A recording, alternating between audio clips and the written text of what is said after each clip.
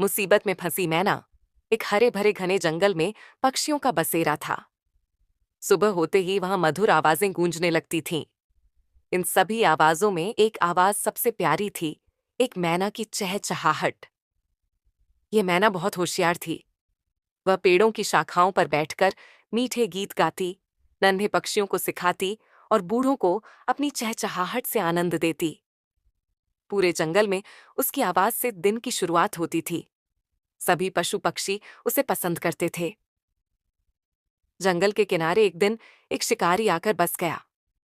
उसके साथ दो कुत्ते भी थे, जो बहुत तेज और खतरनाक थे। शिकारी ने सुना कि इस जंगल में एक ऐसी मैना है जिसकी आवाज सोने जैसी है। उसने तय किया कि वह उस मैना को पकड़कर शहर ले जाएगा और उसे बेचकर पैसे कमाएगा। अब वह रोज दूर दूर से आकर मैना को देखता, उसके उड़ने उतरने के समय को नोट करता और धीरे धीरे उसकी आदतों को समझने लगा। एक दिन मैना पानी की तलाश में जंगल के एक कोने में पहुंची। वहां जमीन पर कुछ रंग बिरंगे दाने और पानी की कटोरी रखी थी। सब कुछ नया और चमकदार था। मैना रुकी। पहले उसे शक हुआ, पर लालच और जिज्ञासा उसे नीचे खींच लाए। जैसे ही उसने चोंच आगे बढ़ाई, ऊपर से एक जाल गिर गया। वह फड़फड़ाई, उड़ी, चिल्लाई, लेकिन कोई मदद नहीं पहुंची। शिकारी ने उसे पकड़ लिया और एक लोहे के पिंजरे में बंद कर लिया। अब वह जंगल से दूर एक कस्बे में थी, धुएं, शोर और भीड़ से घिरी हुई। उसके गले से आवाज नहीं निकल रही थी। वह घबरा गई थी, डर गई थी। शिकारी उसे पिंजरे में रखकर लोगों को दिखाता और कहता, ये गाने वाली मैना है। लेकिन मैना अब गा नहीं पा रही थी। भूख, डर और दुख ने उसकी आवाज को दबा दिया था। जंगल में सब परेशान थे। कई दिनों से मैना की आवाज नहीं सुनी गई थी। मोर, तोता, बंदर और अन्य पक्षियों ने मिलकर उसकी खोज शुरू की।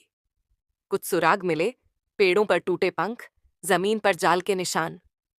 तोते ने उड़कर दूर एक कस्बे में एक पिंजरे में बंद मैना को देखा। वह तुरंत जंगल लौट आया और सभी को बताया। जानवरों ने तय किया कि वे मिलकर मैना को बचाएंगे। तोते ने शिकारी के घर की जानकारी जुटाई, कब वह बाहर जाता है, पिंजरा कहाँ रखा है और कैसे उस तक पहुंचा जा सकता है। रात को सब तैयार होकर कस्बे की ओर निकले। योजना थी कि कुत्तों का ध्यान भटकाकर पिंजरा खोलकर मैना को बाहर निकाला जाए।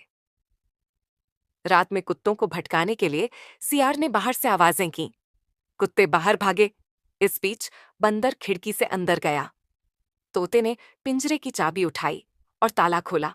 मैना कांपती हुई बाहर निकली। उसकी आंखों में आंसू थे, पर उम्मीद भी थी। सबने मिलकर जंगल की ओर दौड़ लगाई। शिकारी जागा, पर तब तक बहुत देर हो चुकी थी। जंगल में सभी ने मैना का स्वागत किया। उसकी चहचहाहट धीरे धीरे वापस आ रही थी। पूरे जंगल में खुशी की लहर दौड़ गई। अब वह न केवल गाती थी, बल्कि सबको समझाती भी थी, एकता, सतर्कता और साहस का महत्व।